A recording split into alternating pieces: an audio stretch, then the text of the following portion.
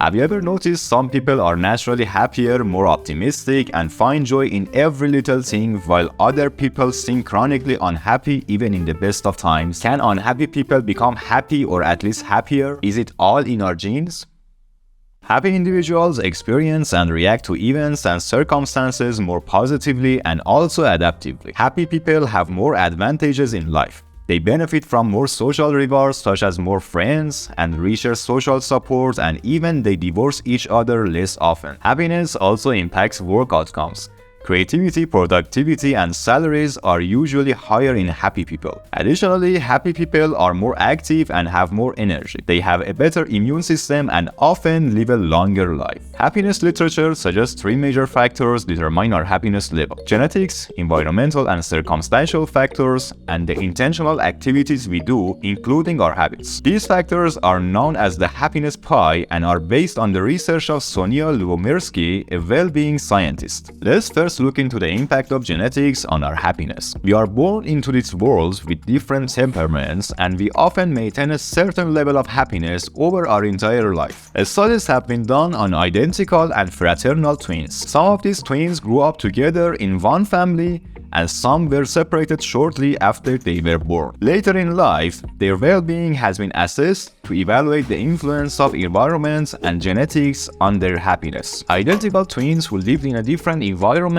were more similar concerning their happiness levels than non-identical twins who grew up together and share the same environments. The influence of genetics on happiness has been assessed to vary somewhere around 50%. Environmental, circumstantial, and demographic factors also influence happiness. These factors include the elements that are imposed on us, such as native culture and nationality, as well as relatively controllable factors such as marriage and income, and also the ones not under our control, such as age and gender. Individual personal history, such as childhood trauma or a car accident, also falls under the category of environmental influences. The environmental, circumstantial, and demographic influence on our well-being is just around 10%, which might surprise you. Can we increase our happiness by trying to change our circumstances? Yes, we could get a temporary boost in happiness by trying to change our circumstances, such as moving to a new location or having a higher income. However, we adapt to circumstantial changes fast, which is technically called hedonic adaptation. This solution may not be a sustainable and efficient way to increase happiness. Once an optimal level of circumstantial satisfaction is reached, for example having a safe place to live or having a sustainable source of income, happiness can be increased any further. Humans are marvelous at adapting to any change, either positive or negative. A famous study that was done on lottery winners as one group and paralyzed accident victims as another group showed that the present happiness of neither of the groups is determined by their past. To keep increasing happiness after that threshold is reached, we need to keep appreciating new circumstances and take advantage of them and use them to bring fresh positive experiences. There is a third factor in our happiness pie influencing our well-being which we have more control over. Intentional activities could enhance happiness, and the impact is around 40%. This is much more promising when compared to the impacts of circumstantial factors. An example of such activities is participating in a new workout program. Certain cognitive activities such as gratitude, self-reflection, positive thoughts, hope, forgiveness, and avoiding social comparisons are some examples to enhance happiness. Motivational activities also could boost our happiness, for example, setting goals based on our personality and pursuing them. Working towards our goals would give us a sense of direction and control and make us feel effective along the way. You may wonder, what about hedonic adaptation to these happiness-inducing activities? Would we adapt to these changes fast and be less happy over time? Hedonic adaptation impacts the happiness level caused by activities,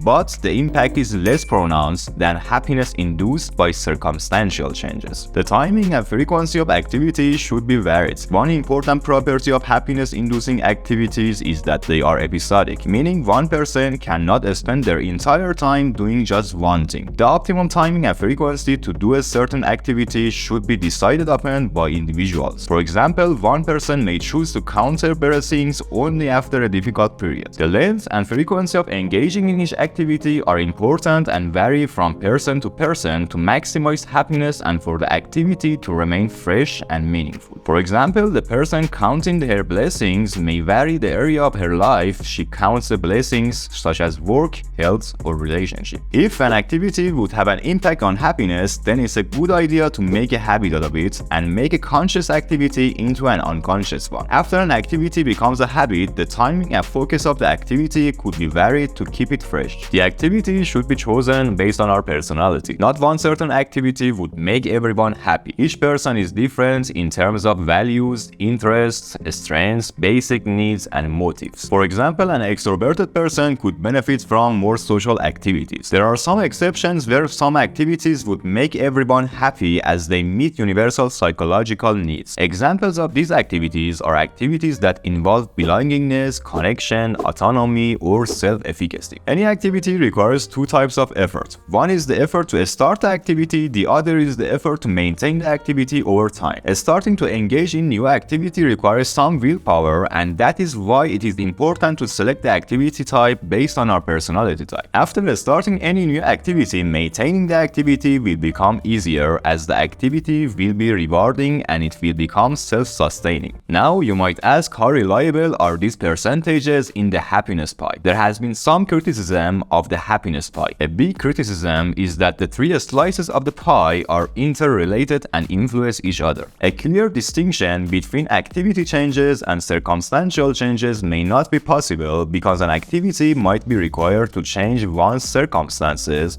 and certain circumstances require certain activities, so they can be interrelated. Also, some critics believe the pie chart biases the analysis towards assigning a higher percentage to intentional activities. Even if the impact of each factor is not accurately presented in the happiness pie, the bottom line remains the same. Intention and willpower are necessary for any positive change. A conservative conclusion after considering both the data supporting happiness pie and also the points raised by the critics of the pie can be this: happiness can be pursued, but not easily. There is another point worth mentioning. Pursuing happiness can sometimes backfire. The pressure of being happy all the time would make us focus on the end goal and prevent us from enjoying the journey itself. It could also make us feel like we are failing if there are unhappy periods and emotions in our life, which are a natural part of being a human. Pursuing a purpose and practicing gratitude, kindness, hope, forgiveness, and connecting to others along the way would naturally result in a sense of satisfaction